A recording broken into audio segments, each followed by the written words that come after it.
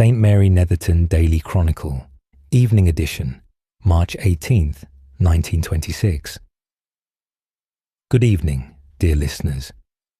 Edmund Pruitt addressing you as the village clock strikes 6 on this Thursday, which has furnished our community with an afternoon of mycological wonder, horticultural coordination, and the first visible signs of preparation for our village's hosting duties.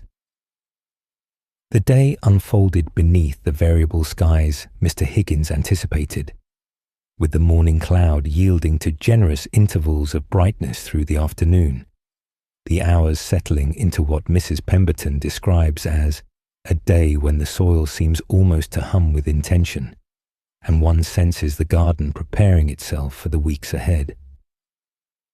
Residents who passed by Bramley Park Paddock this afternoon will have observed the arrival of representatives from the West Country Kennel Association. The gentlemen appeared shortly after noon, bearing measuring ropes, directional markers, and various implements required for establishing the exhibition grounds.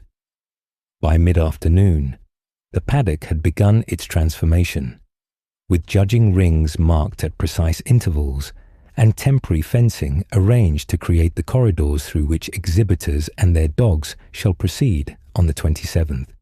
The association's chief steward commended the village on its well-maintained grounds and pronounced the site admirably suited to the occasion. A discovery of remarkable character has drawn considerable attention to the village market this afternoon. A giant puffball mushroom of extraordinary proportions was encountered in the eastern woods by Miss Cuthbertson during her regular morning walk. The lady recognized immediately that the specimen warranted broader appreciation and conveyed word to Mr. Marchant upon her return. The fungus, measuring some 14 inches in diameter and maintaining a flawless spherical form without blemish or irregularity, now occupies a place of honor upon a cushioned display stand beside the market's central table. The specimen has drawn a steady procession of admirers throughout the afternoon, each visitor marveling at both its size and its improbable geometric perfection. This afternoon witnessed a community undertaking of considerable scope, and those who recall the announcement of the daffodil promenade will appreciate the preparation now underway. Members of the Women's Institute gathered along the village approach to plant daffodil bulbs at precisely calculated intervals. The planting party employed measuring strings to ensure uniform spacing, with participants working in methodical progression from the crossroads toward the village green.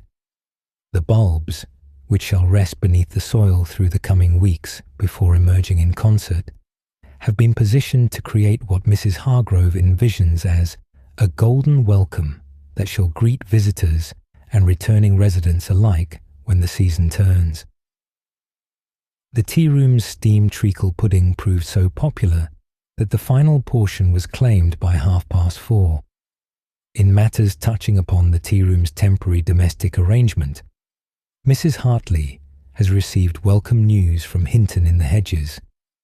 Her sister's recovery continues to progress well, though Mrs. Harlow writes that Watson's presence has brought such comfort during her convalescence that she hopes he might stay a while longer. Mrs. Hartley has agreed without hesitation, though she wished me to convey to regular patrons that the arrangement remains temporary and that Watson shall return to his familiar station once her sister is fully restored. Mrs. Barnes's leghorn hen produced its afternoon egg at 2:15, maintaining what Dr. Peterson characterizes as a consistency that merits continued documentation in regional agricultural circles.